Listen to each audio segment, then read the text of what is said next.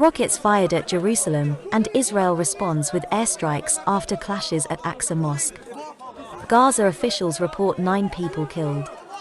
Hundreds were injured in Jerusalem when the Israeli police fought with Palestinian protesters in an escalation of violence after a week of increasing tensions. Jerusalem in a sudden crescendo of violence on Monday evening. Militants in Gaza fired rockets toward Jerusalem, and the Israeli military responded with airstrikes. The exchange followed a police raid that morning on the Aqsa Mosque, one of Islam's holiest sites, that left hundreds of Palestinians and a score of police officers wounded, capping weeks of unrest in the city. At least 45 rockets were fired from Gaza shortly after 6 p.m., the Israeli army said.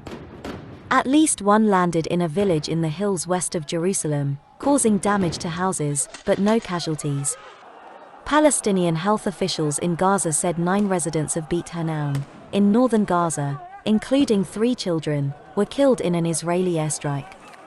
An Israeli military spokesman said he could neither confirm nor deny Israeli responsibility for the deaths and suggested that they might have been a result of friendly fire.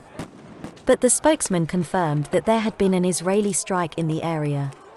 The Israeli army said in a statement that an Israeli airstrike had killed 3 Hamas operatives. Separately, militants fired an anti-tank missile along the Gaza perimeter toward an Israeli vehicle, wounding the driver. Hamas claimed responsibility for the rockets, saying that it had acted to protect Jerusalem after the police raid on the mosque compound in Jerusalem. Islamic Jihad, a separate militant group, claimed the anti-tank missile attack, as well as scores of other rocket attacks. Bomb sirens sounded across the regions closest to the Gaza perimeter, as well as in the Jerusalem area. The attacks capped a day of violence in Jerusalem, which began when police entered the mosque compound around 8 a.m. and fired rubber-tipped bullets and stun grenades at stone-throwing Palestinians. The Palestinians had stockpiled stones at the site in expectation of a standoff with the police and Jewish far-right groups. By the afternoon, more than 330 Palestinians had been injured, with at least 250 hospitalized, according to a representative of the Palestinian Red Crescent.